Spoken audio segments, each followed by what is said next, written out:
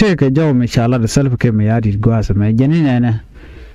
Janiji, which you could choose, then citizen, they are tired of transitional arrangement. The Janiji, which you could choose a transitional government. Kuja Magoro Jano de Queen Quarde Jalat. Well, more information, Bana link, a crystal became yard it. Mlada Jano, now the China Chuch, Kuiko.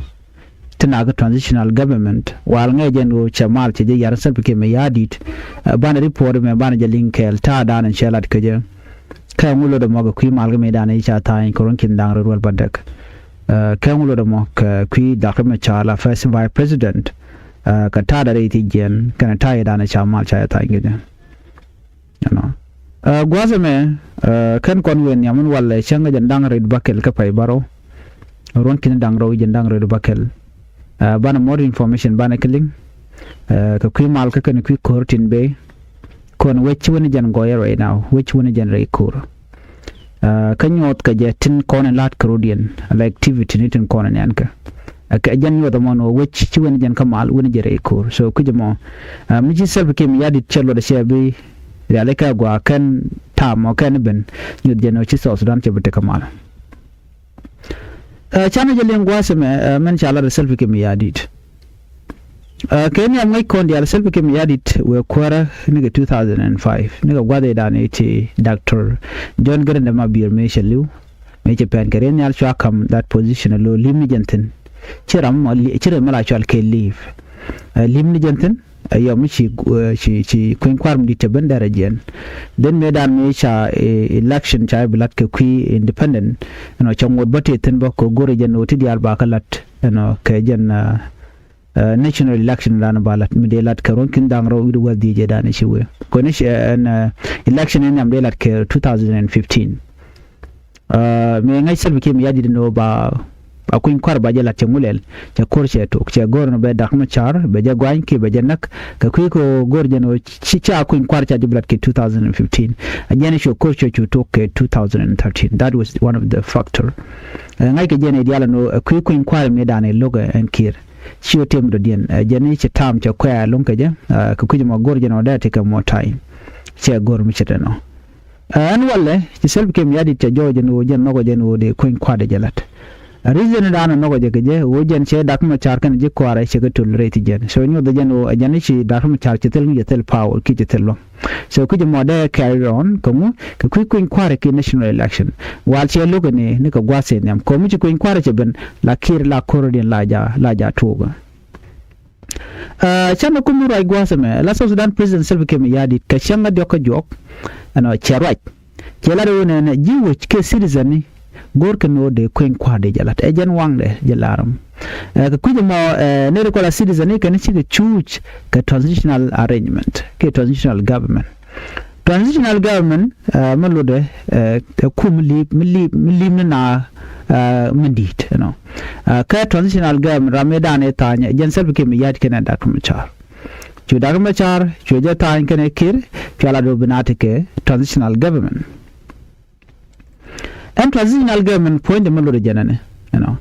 ko gwa bu kon dial tika ngai kum na le roda transitional government jene kume milimne nadka liben nad ko inquirement ka jen tere de tetu ngane chalatan shit ka power sharing teten te ko jen ba ko inquire ba jalat no to dialo ci dakam char ci katany tina ko ba population census balat alo ba pel na ba ko kwen tina ko ba permanent constitution ba jetuk ñu no bo ngon min dini jen na ko la gaay ba jetuk namo we neka the very important part mala security arrangement ajala par dini jana kon security arrangement jen kuna la nyodo dio weche bete ka korko mi cha dini cha nge cha mat gwa scale cha integrated into one national arm kene kon de kule deploy ki de laslet de ganeten kon de la voters de kan ko lo gang ajana agreement dan te wenama you know duno me ci sapike mi yadi de biguch ke jen ta mo ke che biguj no de teleja option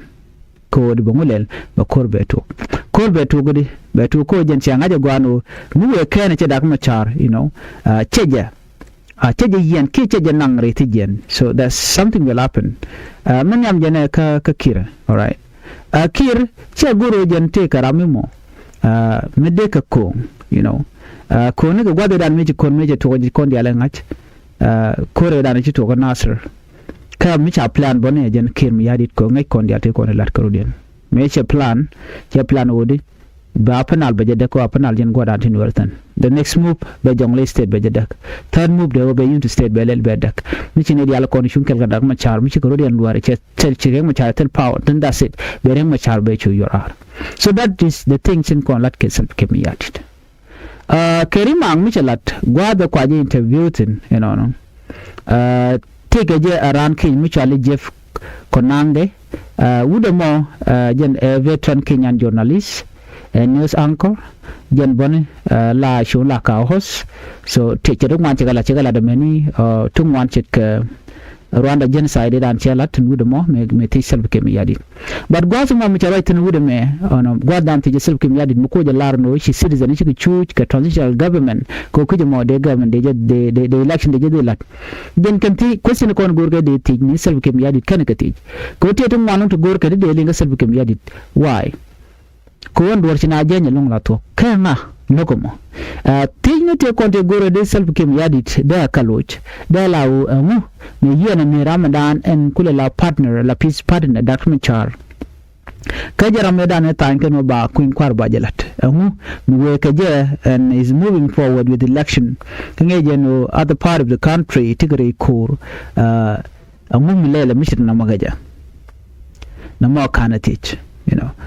kagwe je din self kem yadi de no mu we kuin kware we jalat tele opposition party leader tele jeten what will happen but ka kur wala che bitika kur te dial to ken kati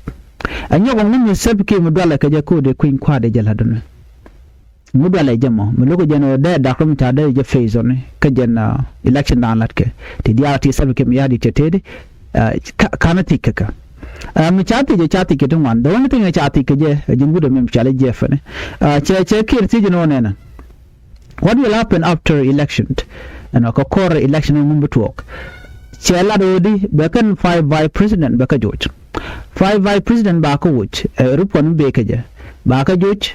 ko jani dor mana lun ka ballo makar ki members of parliament ba ka reduced ko man ke lun ka ne ko tin la members of parliament chupkan kudang ba ka lu jendang de so ku mo jani ba tanin ba ka yud don be ne ko kuro ki kudok no